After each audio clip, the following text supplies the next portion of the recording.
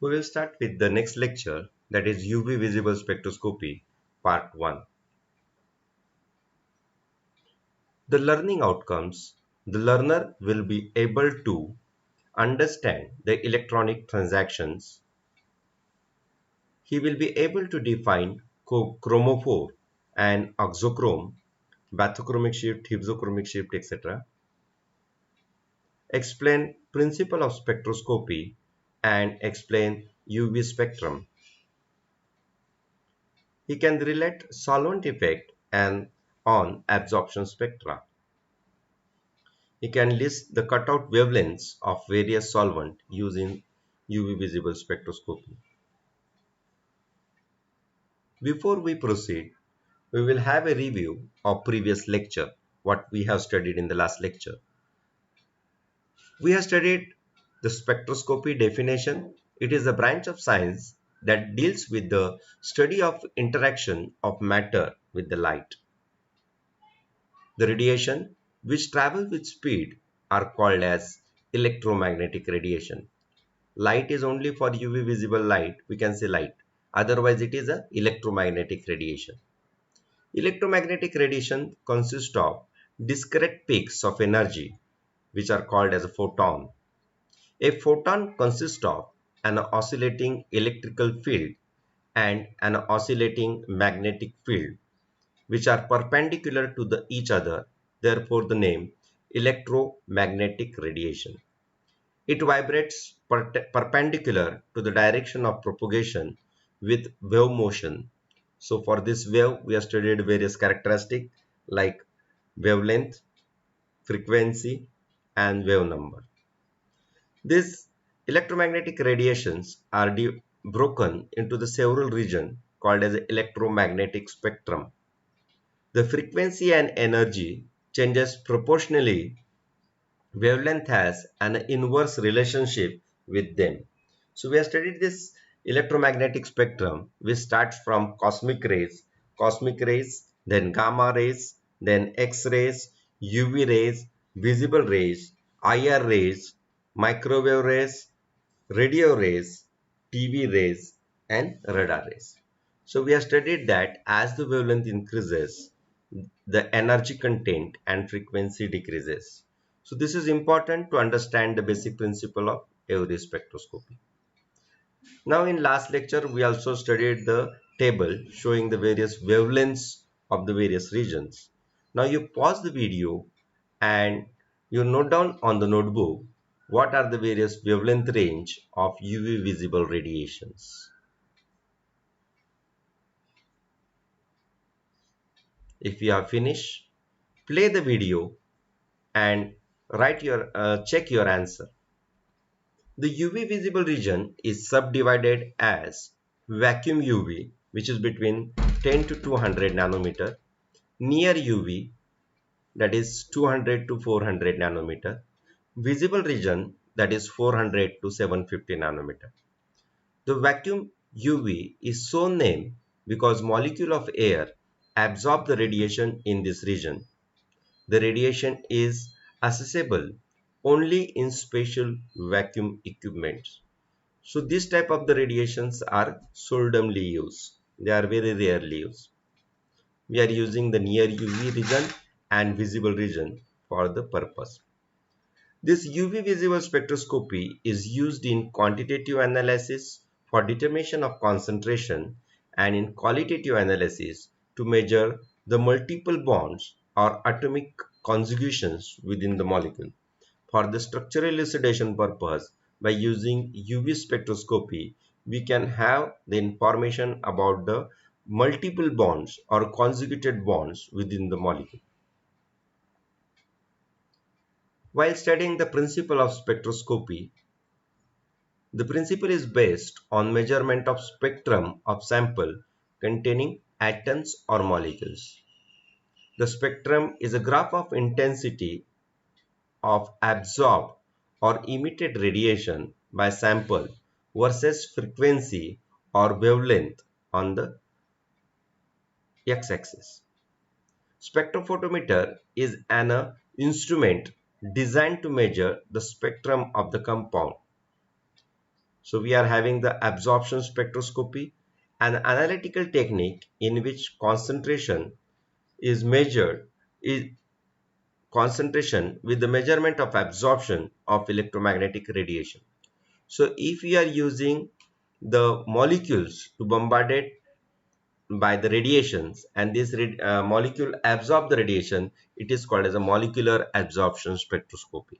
If you are using atoms to bombard the radiation and if this atom absorb the radiation, it is called as atomic absorption spectroscopy. So this UV spectroscopy or visible spectroscopy is another form of the absorption spectroscopy. In every spectroscopy, we are getting a spectrum. Spectrum is a plot of intensity of energy detected versus the wavelength. In case of UV, it is energy versus wavelength. In different spectroscopy, the x-axis values and y-axis values differ. You have to be very careful while writing what values are there. You have to observe these values of x-axis and y-axis. Here on x-axis, you can observe the wavelength in terms of the nanometer, and on y-axis, there is absorbance. Generally, we are using absorbance. We are not using the transmittance for this purpose. The reason is that the absorbance increases with increase in concentration. Linearity will be there. Therefore, we are plotting absorbance versus wavelength. In UV visible spectrum, you are getting a peak in the spectrum, a lambda max. That is called as a lambda max. Lambda max is a wavelength of the maximum absorption. It is not the maximum wavelength. It is not the maximum absorption. Okay, it is a particular wavelength where the substance will give the maximum absorption. So lambda max is another quantity which you must remember. So this is a UV spectrum. UV spectrums are recorded using various spectrophotometers. So we are studying basis of UV light absorption, UV visible light absorption. So electronic energy levels at room temperature, the molecules are in the lowest energy level, that is E0. When the molecule absorbs the ultraviolet visible light from electromagnetic radiation, one of the outermost bond or lone pair of electron is promoted to the higher energy state such as excited state 1, 2, En, etc. It is called as an electronic transaction, and the differences is given as delta E equals to HV, which is equals to En minus E0. En is a excited state minus E0 is a initial state, where N equals to 1, 2, 3. It's all excitation stages. So for this purpose, the difference should be between 35 to 71 kilocalories per mole. And this type of the energy is available only in UV visible light. So UV visible light energies are sufficient to promote or excite a molecular electron to the higher energy orbitals. The absorption spectroscopy carried out in this region is sometimes also called as a electronic spectroscopy because electronic transactions are involved.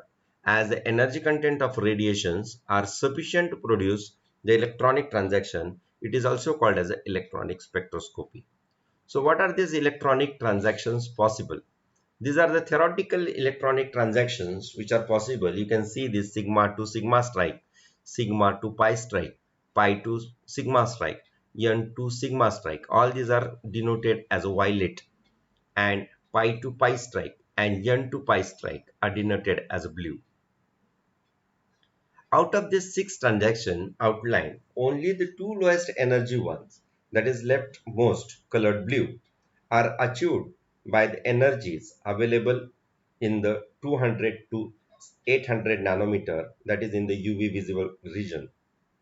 As a rule, energetically favored electron promotion will be from the highest occupied molecular orbital, that is HOMO, to the lowest occupied molecular orbital, that is LUMO, and the resulting species is called as an excited state.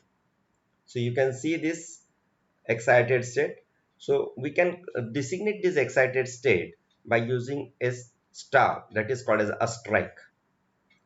So these are the anti-bonding stages. Excited states are called as anti-bonding stages. There are two types of the excited state, sigma strike and pi strike. These are the sigma bonds and their excited levels, pi bonds and their excited levels. These are the non-bonded non-bonding electron, which are present onto the ionic species, oxygen, nitrogen, sulfur, chlorine, etc. Now, out of these 6 transactions, only 4 transactions we are going to learn. The 4 transactions are classified according to their energy required. The first one is your sigma to sigma strike transaction. The second is N to sigma strike transactions. Then third one is your pi to pi strike transaction. And fourth one is N to pi strike transactions. So first one is your sigma to sigma strike transactions. An electron in a bonding sigma orbital is excited to corresponding anti-bonding orbital that is designated as a star. The energy required is large. For example, this is possible in alkanes as methane, which has only CH bonds and can only undergo sigma to sigma strike transactions. Shows an absorption maxima at 125 nanometer. You see that is in the vacuum UV. Absorption maxima due to the sigma to sigma strike transactions are not seen in typical UV visible spectra, that is from 200 to 750 nanometer. But bonds are very strong and require sigma bonds are very strong and require higher energy of vacuum UV. So this is only the theoretical transaction. The second one is a N to sigma strike transaction. Saturated compound containing atom with lone pair, that is non-bonding electron, are capable of N to sigma strike transactions. These transactions usually need less energy than sigma to sigma strike transactions. They can be initiated by light whose wavelength is in the range of 150 to 250 nanometer. These transactions are involved in saturated compound with one heteroatom with unshared pair of electron, that is saturated halides, ethers, aldehydes, ketones, amines, etc. These transactions are sensitive to the hydrogen bonding. These transactions or this type of the compound are alcohol and ether, which absorb as wavelength shorter than 185 nanometer. Therefore, used as a solvent in UV. So a question may be asked, what are the transactions involved in solvent? So the transaction involved in solvents are N to sigma strike transactions. Why they are preferred? Because these are not possible into the normal UV visible range. So they are below your 250 nanometer. So these are commonly preferred solvent for your UV visible determinations. The next transaction is a pi to pi strike transactions. For molecules that possess pi bonding, as in alkene, alkynes, aromatic, carbonyl, or nitrile compounds, they contain the bonding antibonding electrons. Energy that is available can be promote electron from a pi bonding molecular orbital to a pi antibonding molecular orbital, that is called as a pi strike. This is called as a pi to pi strike transactions. The absorption peak of this transaction falls in an experimentally convenient region of the spectrum, that is between 200 to 750 nanometer. This transaction needs an unsaturated group in the molecule to provide the pi electron. Many times these are also called as a K-band spectra. The spectra produced are called as a K-band spectra. So these are called as a pi to pi strike transaction. And the last one is your N to pi strike transaction. Even lone pair that exist on oxygen atom and nitrogen atom may be promoted from their non-bonding molecular orbital to pi antibonding molecular orbital within the molecule. This is called as a N to pi strike transaction. These transactions require less energy. Okay, less energy, that is longer wavelength compared to N to pi transaction within the same chromophore. We'll study the definition of chromophore later on. Compound containing double bond involving heteroatoms. Okay, this is a possible to the compound containing double bond. See that C double bond O, C triple bond N, N double bond O. These O, N are called as a heteroatom. Undergoes such type of transactions. They are called as a N to pi stack transactions. So N to pi stack transactions require minimum energy and shows absorption at the longer wavelength around 300 nanometer, and they produces R band spectra. So you may have observed that in UV visible spectroscopy, only two types of the transactions we are learning. One is your pi to pi stack transaction and another one is your N to pi stack transactions.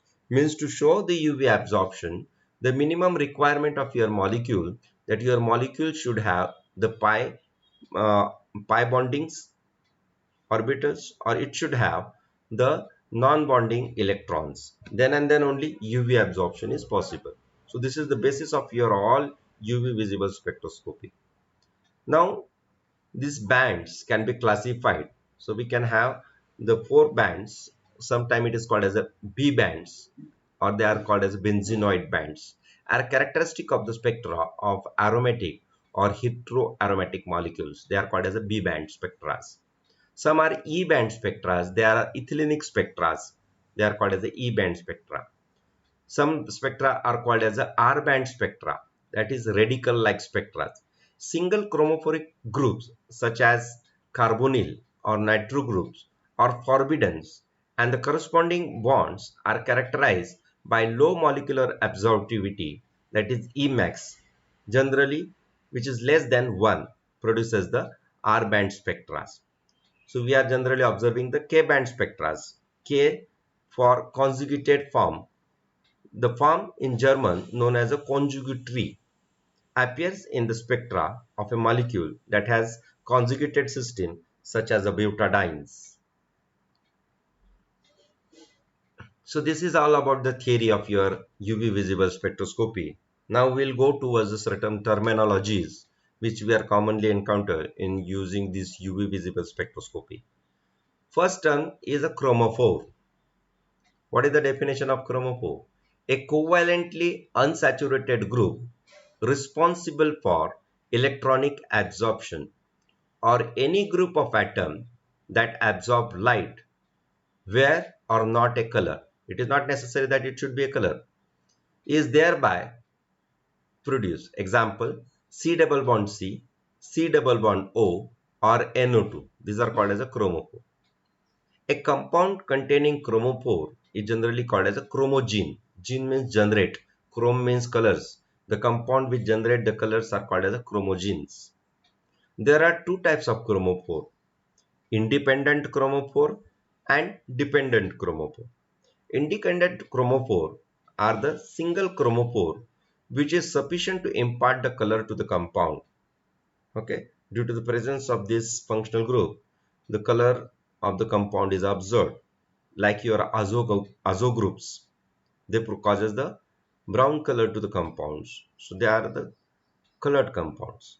Then dependent chromophore, when one more than one chromophore is required to produce the color. Example is your acetone. So acetone have one ketone group which is colorless, whereas diacetyl having two ketone group is yellow in color. So this is called as a dependent chromophore. The first definition is chromophore, unsaturated group responsible for electronic absorption. They are chromophore. The second definition is oxochrome, a saturated group with non-bonding electrons. Okay, so initially there was unsaturated groups. These are the saturated group with non-bonding electron.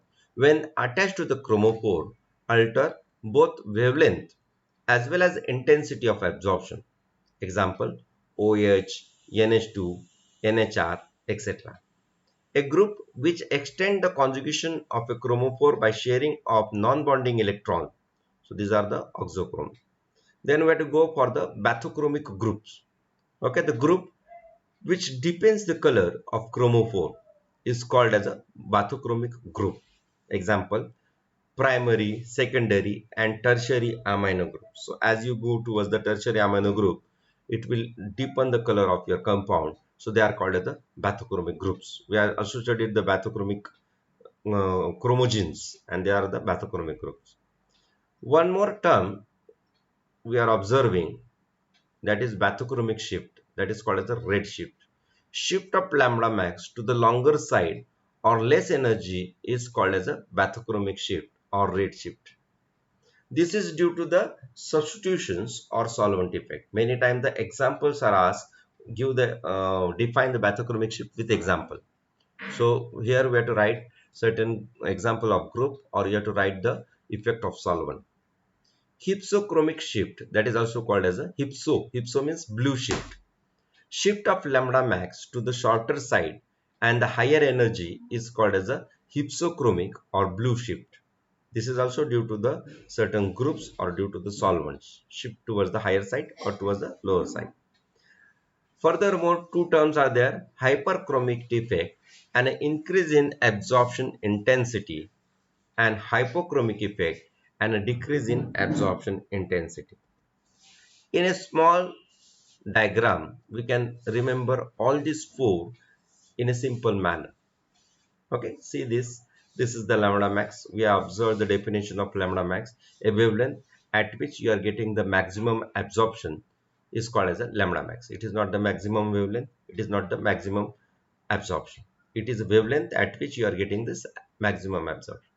So this lambda max is either shifting towards the right side or towards the left side. If it is shifting towards the right side, okay, so that is towards the red side of your electromagnetic radiation, that is called as a bathochromic shift, a shift to the longer wavelength. If the wavelength increases, energy content decreases, that is toward the lower energy. Hypsochromic shift means, that is also called as a blue shift, means towards the blue side of your electromagnetic radiation, that is lower wavelength and higher energies, a shift towards the shorter wavelength and higher energies.